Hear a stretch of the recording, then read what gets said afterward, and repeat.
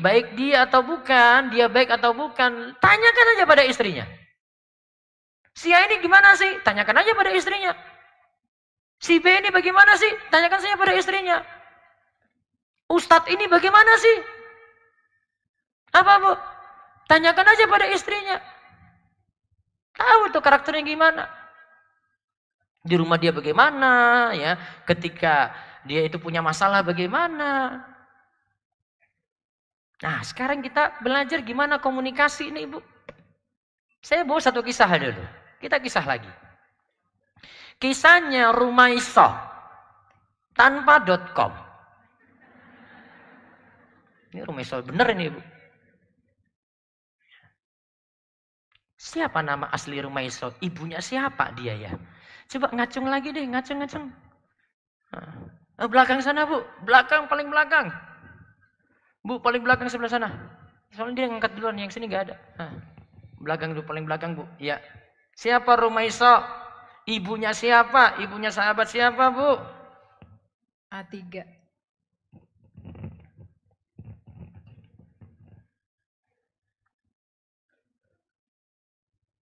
Siapa bu?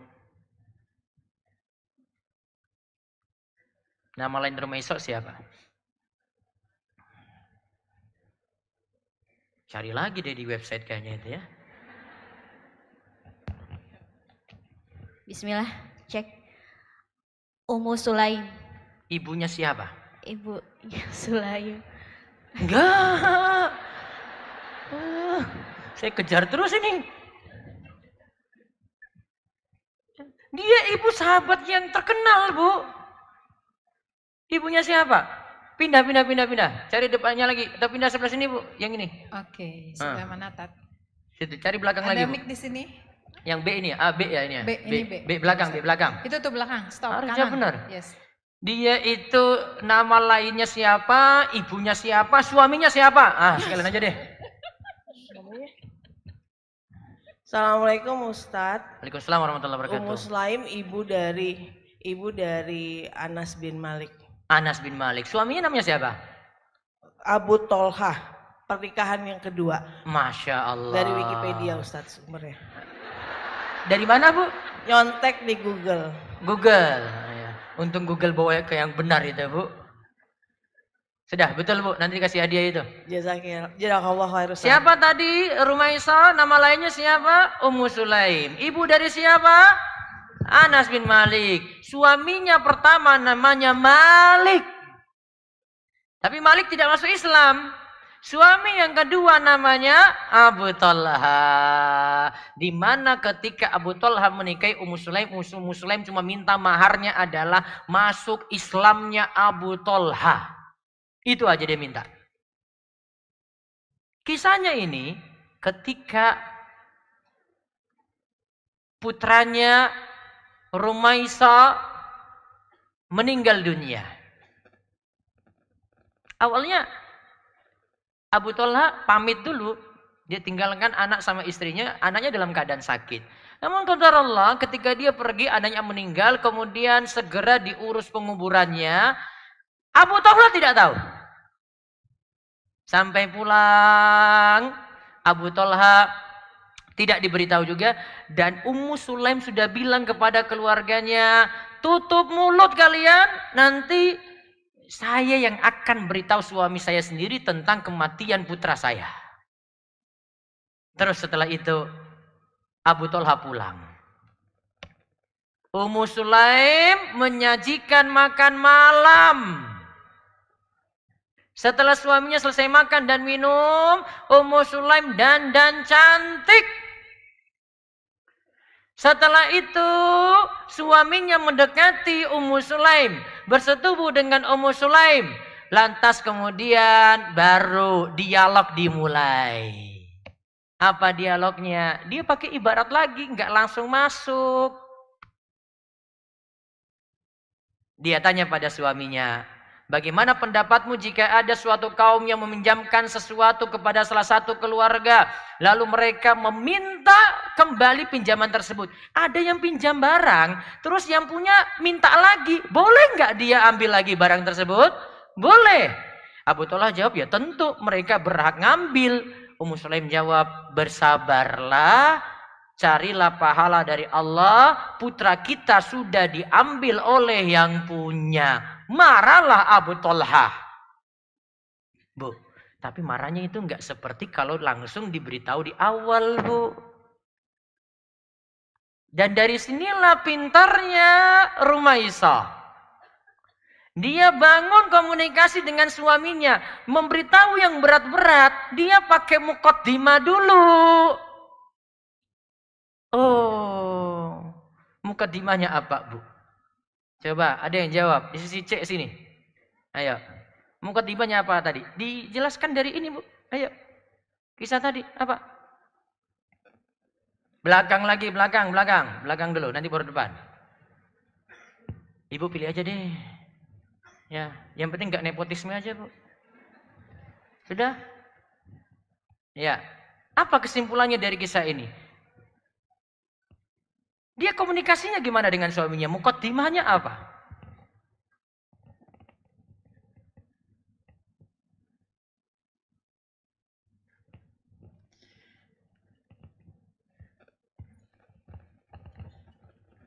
Sudah nyala mic-nya. Agak delay dikit aja. Bismillah. Assalamualaikum Ustadz. Waalaikumsalam warahmatullahi wabarakatuh. Rumaisah waktu sebelum mengabarkan itu dia berdandan untuk suaminya. Coba, bikin poin, Bu. Dandan satu, terus apa lagi tadi? Lalu melakukan hubungan suami istri dengan Hubungan suami istri suaminya. 2. Sebelumnya apa lagi, Bu? Sebelum Apa lagi, Bu? diajak makan ya Ustadz. Siapa yang ngajak makan? Ingatnya 2 itu aja Ustadz. Makan. Ya tadi saya sebut makan kan? Ya, makan. Terus yang kedua apa, Bu? Dandan. Terus yang ketiga apa, Bu? Melakukan hubungan suami istri. Oke, berarti kesimpulannya. Oke, kasih mic dulu, Bu, ke situ. Kesimpulannya apa? Berarti si Rumaisah puaskan suami untuk 3 hal. Pertama apa tadi, Bu? Makan ini urusan apa? Perut. Catat, urusan perut dulu, Bu. Terus yang kedua, urusan apa, Bu? Dandan. Dandan apa? Urusan apa, Bu? Mata. Matanya siapa?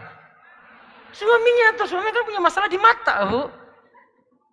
Terus yang ketiga, urusan apa, Bu? Kemaluan. Berarti kesimpulannya puaskan dalam berapa hal? 3. Muqaddimahnya puaskan dalam 3 hal. 1, perut. 2, mata. 3. Kisah ini berlanjut, Bu. Ternyata tadi Abu Talha marah-marah kan? Terus lapor kepada Rasul. Rasul kemudian nanya, semalam gimana pelayanan istrimu? Masya Allah Ustadz luar biasa. Kok Ustadz? Masya Allah ya Rasulullah, luar biasa. Terus Rasul bilang apa? Semoga Allah memberkahi malam kalian berdua. Karena pelayanan tadi, Bu, hamil, Bu. Siapa yang hamil?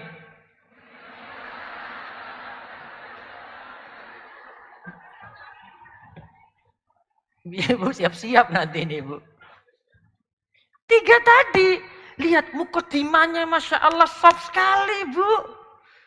Enggak kayak ibu-ibu kayaknya. Ini kalau ibu-ibu itu kayaknya kan punya tagihan macam-macam. Dan anak-anak sudah bikin masalah di rumah tuh. Itu paling kan ceritanya langsung berat-berat ke langsung ke suami. Baru buka pintu. Mas, masalahku berat sekali ya. Tagihan banyak. Tagihan dikeluarin semua itu. Prak. Gimana suami enggak pikirannya berat, Bu? Enggak ada muqaddimah, enggak ada cerita-cerita dulu, enggak ada candaan dulu, masuk berat langsung. Komunikasinya dibangun salah, Bu. Pakai muqaddimah dulu, Mas. Gimana? Enggak usah tanya kerjaan dulu. Mas mau makan apa? Gitu. Ngopi ya, kasih keluar kopi sudah. Atau sudah tahu kebiasaan dia, ya sudah keluarin itu. Ini enggak, langsung disodorkan tagihan-tagihan. Di sini kita belajar bagaimana Rumaisa mengajarkan cara komunikasi pakai mukaddimah. Coba lihat tadi dia ketika utarakan juga ya tadi. Anaknya mau meninggal dia nggak ngomong langsung juga.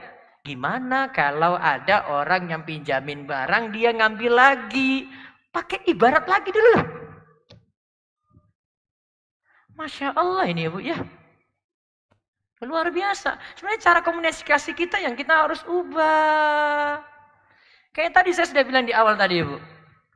Cara komunikasi kita saja kalau dengan suami aja, ibu dengan suami jadi ustazah tuh. Benar nggak ustazah? Ngomong, ngomel, terus nggak pakai mukaddimah dulu. Keluarin dalil. Rumaiso.com keluar lagi di situ. Pakai tulisan yang keras-keras lagi. Kalau ibu bandingkan tulisan saya yang lama-lama, banyak yang tulisannya saya yang keras-keras, Bu. Sekarang saya berusaha perhalus bahasanya. Karena kondisi yang saya hadapi beda, Bu. Beda dengan dulu. Maka gaya komunikasi mesti diubah. Seorang pendakwah itu juga demikian, Bu. Dia mesti ubah gaya komunikasi. Saya kalau dengan jamaah seperti ini, saya gaya komunikasinya kayak gini, Bu. Tapi nanti ketika saya di kampung, wah saya lebih interaktif lagi. Dari awal sampai akhir saya bisa bikin jamaah tertawa semuanya, Bu. Mungkin kalau ibu datang, Ustadz ini cuma guyon aja ngajinya ya. Bu, ngaji di desa itu kayak gitu. Kalau ngomong di depan orang-orang pintar lagi, beda lagi itu. Ada gaya bahasa di situ dipelajari. Sama seperti istri pada suami itu ada yang mesti diubah lagi. Oh, cara ngomong, oh, ini pemimpin saya ya. Tadi sudah kita bahas. Oh, saya nggak bisa utarakan langsung ya. Ada mukaddimah dulu ya. Iya. Lihat aja tadi dari Ummu Sulaim. Masya Allah, Rumaisa itu pintarnya luar biasa. Dia milih. Kondisinya gimana, suami mau nerima, dia layani suami dulu dengan pelayanan luar biasa. Terus kita lanjut lagi tips yang ke-6 di halaman 22. Buat keputusan bersama. Banyak diskusi, dialog, musyawarah. Karena Allah kan perintahkan tentang musyawarah itu Ali Imran ayat 159. Wasyawwirhum fil amr. Dan bermusyawarahlah pada suatu perkara, ya, pada suatu perkara dengan mereka. Fa idza azamta fatawakkal 'alallah. Dan jika telah terjadi kata bulat, sudah jalankan tadi, tawakal saja kepada Allah. Maka butuh komunikasi yang baik, musyawarahkan kalau ada hal penting-penting di situ. Ibu jangan putuskan sendiri. Contoh tadi sempat ditanyakan, milih anak sekolah. Kadang suami pinginnya, sudah deh anak kita di sekolah ini saja. Ya, si istri bilang, sudah deh di sekolah ini saja. Kadang ada seorang ibu itu milih, sudah pokoknya anak saya besok jadi ustadz. Saya bilang enggak, nanti bawa ke minat dia. Saran saya, kalau untuk anak, Bu, coba perhatikan keadaan anak masing-masing. Yang penting kan punya bekal agama yang bagus. Dan tidak setiap masuk pondok itu jadi ustadz, Bu. Tidak setiap anak masuk pondok pesantren itu jadi ustadz, Bu. Bahkan belakangan ini saya dapat dari ustadz pondok, anak-anak punya kecenderungan setelah lulus dari pondok, ada yang punya kecenderungan ke kuliah umum, Bu.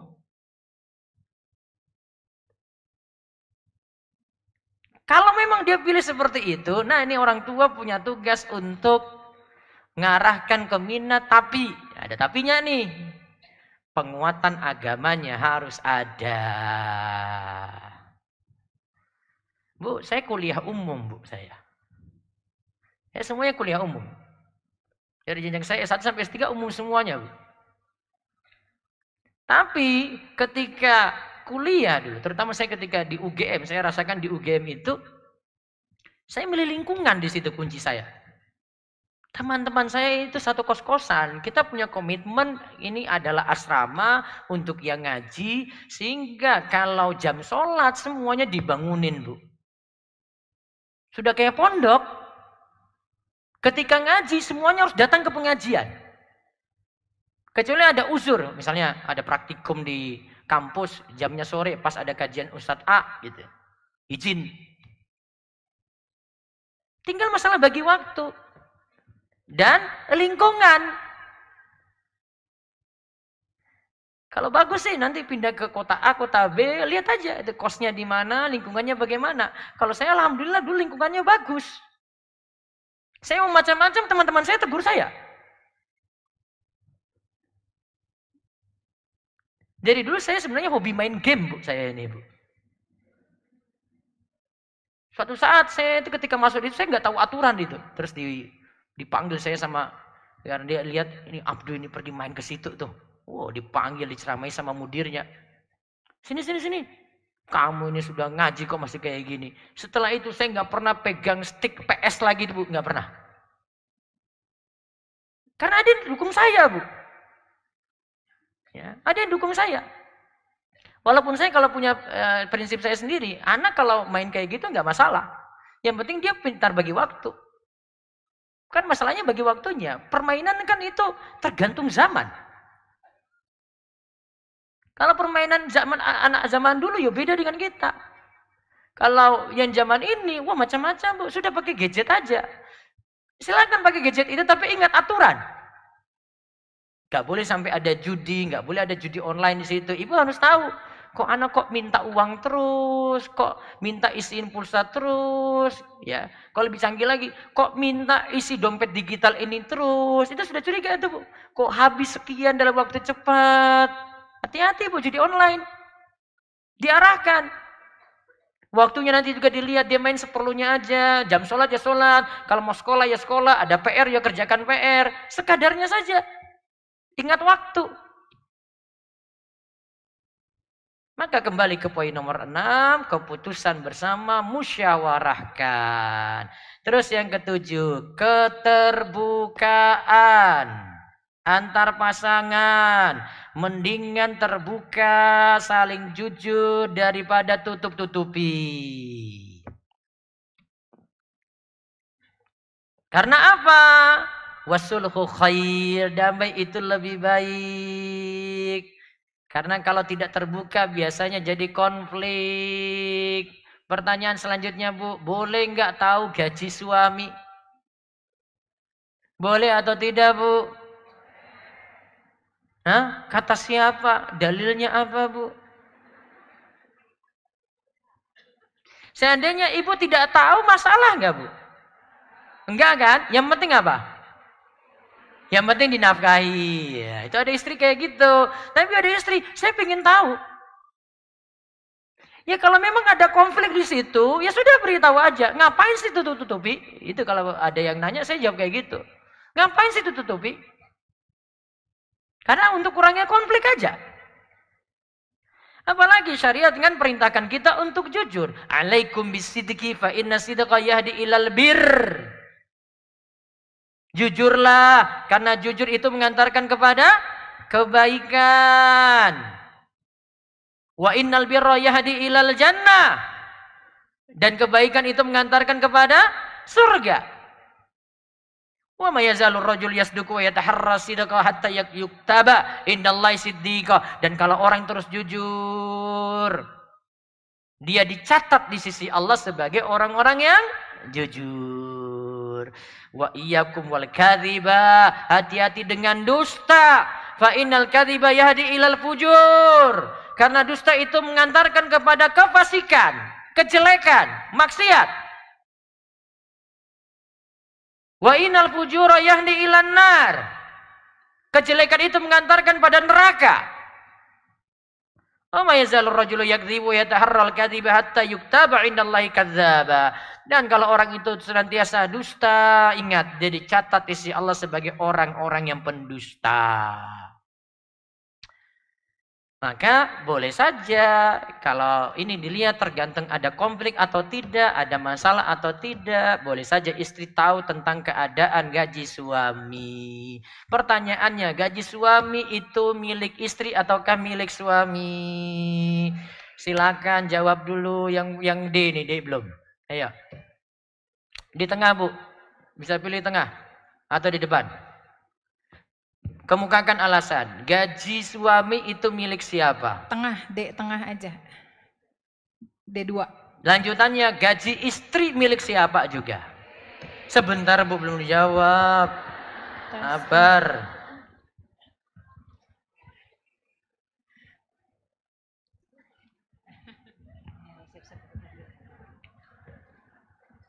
Assalamualaikum warahmatullahi wabarakatuh. Waalaikumsalam warahmatullahi wabarakatuh. Saya mau coba jawab, Ustaz. Gaji suami milik siapa? Sebenarnya gaji suami ya milik suami. Alhamdulillahirrabbilalamin. Tapi Ustaz, Jangan dulu tapinya, saya enggak bahas tapi, Bu. Saya cuma simpelkan tadi pertanyaan saya kan, Bu. Gaji suami milik siapa, Bu? milik suami. Oke, sudah, stop. Sudah benar, kalau sudah benar ngapain pakai tapi? Terus, gaji istri milik siapa, Bu? Gaji istri milik istri. Berarti kalau suami mau ngambil punya istri? Sedekah. Hah? Harus minta izin atau enggak? Jatuhnya sedekah. Kalau istrinya merelakan. Kalau istrinya enggak merelakan? Enggak boleh. Oh, enggak boleh. Berarti kalau gaji suami tadi, istri ngambil diam-diam? Enggak boleh juga, harus izin. Harus izin. Harus izin, Bu? Iya, betul. Betul itu. Itu teori dan praktek, Bu? Iya, insya Allah. Alhamdulillah. Sudah. Sudah, Bu? Sebentar, masih lanjut? Ya. Terus, tadi gaji suami, milik suami, nggih? Ya. Iya. Tapinya tadi apa, Bu? Maksudnya kalau suami sudah memberikan ke istri, bisa jadi milik istri. Kalimat bisa jadi itu berarti masih ragu-ragu itu, Bu. Oh, enggak ragu Ustaz. Berarti jadi milik istri atau masih milik suami? Milik istri, kan sudah diizinkan, sudah diberikan. Oke, itu yang dikasih bentuknya nafkah apa bukan? Selain nafkah, kalau Nafkah? maksudnya begini, kalau suami memberikan nafkah maksudnya untuk keperluan rumah dan sebagainya, itu masih hitungan uang titipan, bukan milik istri. Oke. Tapi Itu uang nafkah yang- berarti untuk bersama. Iya. Oke. Tapi uang yang diberikan suami yang memang diperuntukkan untuk istri, untuk keperluannya, Oh, itu berarti tambahan, Bu. kan beda Ustadz. Iya, Nafkahnya kan kalau ada beberapa. tambahan. Iya kan? Kalau suami pas-pasan bagaimana? Berarti harus minta. Harus apa? Minta. Kalau suami nggak punya lagi. Baik, Bu, kasih. Sudah benar nih tadi ya. Baik, saya simpulkan tadi ya. Ini nyambung ke tadi itu, Bu. Gaji suami milik siapa, Bu? Sudah kan? Alhamdulillahirrabbilalamin. Gaji istri milik siapa? Kok lurus banget ya sekarang siang ini ya, Bu ya? Sehingga dari pemahaman ini, Bu, kepemilikan pribadi itu diakui. Walaupun tadi tapinya adalah suami ini punya kewajiban beri nafkah. Betul nggak? Oke, sekarang yang di bagian depan sini, sebutkan nafkah suami pada istri itu yang wajib apa saja. Ngacung, Bu, ngacung. Di depan sini, Bu.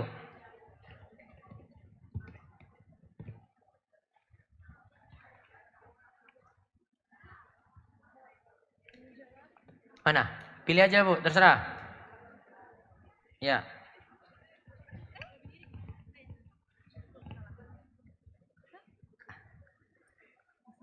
Bismillahirrahmanirrahim. Untuk nafkah istri itu lahir dan batin. Rinciannya.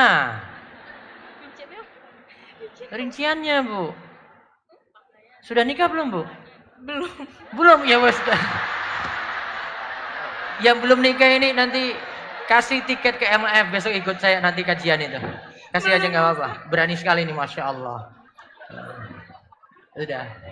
Nanti kasih catat itu ya, dapat ini tiket ke MLF besok ikut yang kajian Terima kasih, jodoh. Ustadz. Ya, dicatat nomor WA-nya, nanti tiketnya dikasih Ya. lihat lewat WA. Sini Bu, depan sini Bu. Ini. Rincian nafkah suami apa saja? Pilih aja Bu. Bismillah, Assalamualaikum warahmatullahi wabarakatuh. Waalaikumsalam warahmatullahi wabarakatuh. Izin menjawab Ustadz, untuk nafkah lahir, Nafkah itu, batin sudah jelas deh Bu, nafkah lahir aja kalau gitu. ya nafkah lahir aja. Nafkah lahir itu seperti kecukupan sandang, pangan, papan. Oke, sudah cukup. Kasih hadiah tadi sudah. Sudah itu Bu. Apa Bu nafkahnya Bu? Sandang, pangan, papan. Jelas? Berarti skincare nggak masuk Bu.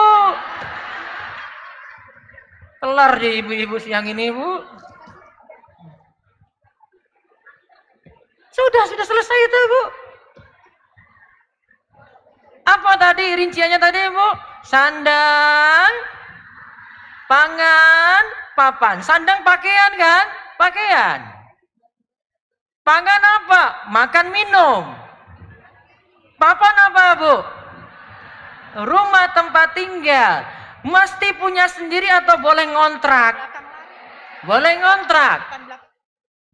Rinciannya itu coba perhatikan di halaman 39. Ini saya mau bahas skincare juga ini. Biar ibu sadar siang hari ini nih. Ini kelar deh ini siang ini Bu ya. Ini biaya salon, biaya skincare, siapa yang nanggung? Nah. Saya bahas nih, lihat di halaman 39. Coba di share screen, lihat. Rinciannya, 1 makanan. 2 lauknya, jelas ini. Berarti nggak cukup nasi kecap aja dengan nasi garam Bu, nggak cukup. Lauknya ada. Yang ketiga, pakaian. Pakaian yang paling penting di sini adalah yang nutup aurat. Yang keempat, alat kebersihan. Alat kebersihan apa Bu? Siapa bilang Bu? Skincare. Lihat catatan ini di halaman selanjutnya 40, coba itu lihat. Saya pakai nukilan ulama ini Bu. Ini saya ambil dari Al-Mutamad fi Fiqh Syafi'i. Seorang istri berhak mendapatkan nafkah berupa alat-alat kebersihan yang diperlukan untuk menjaga kebersihan diri dan menghilangkan kotoran. Jadi untuk bersih-bersih saja Bu yang wajib. Apa berarti yang wajibnya? Sabun, sampo, pasta gigi. Sudah selesai Bu. Lihat di poin kedua, saya sebut tadi poin kedua. Lihat, adapun ini kata Syekh Profesor Muhammad Az-Zuhaili, beliau katakan, wewangian, celak, perhiasan, sama dengan ini, skincare, biaya salon. Itu hak suami, bukan kewajiban suami. Apa bedanya? Kalau suami pingin istrinya cantik, terus dia kasih duit, nih pergi salon sana, ibu pergi. Tapi kalau suami bilang, suami nggak kasih apa-apa Ustadz, ya sudah, suami nerima apa adanya. Itu hak Bu. Hak itu artinya terserah suami, bukan kewajiban. Maka kalau ada suami yang kasih ibu seperti itu Bu, kasih skincare dan biaya macam-macam untuk salon Bu, syukuri alhamdulillah Bu. Jelas ibu-ibu? Berarti skincare dan salon masuk kewajiban apa bukan? Wah, bilang wajib. Tadi cuma alat bersih-bersih. Air masuk di situ berarti Ibu. Yang kelima situ ada peralatan makan, yang keenam ada tempat tinggal, yang ketujuh ada perabotan, yang kedelapan ada penyejuk atau pendingin ruangan. Apa Bu? Angin jendela Bu. AC terus. Kalau di daerah dingin kayak di bawah Merbabu, Merapi, nggak butuh AC Bu. Buka jendela aja. Yang ke-9 pembantu, itu pun jika diperlukan nafkah. Itu rincian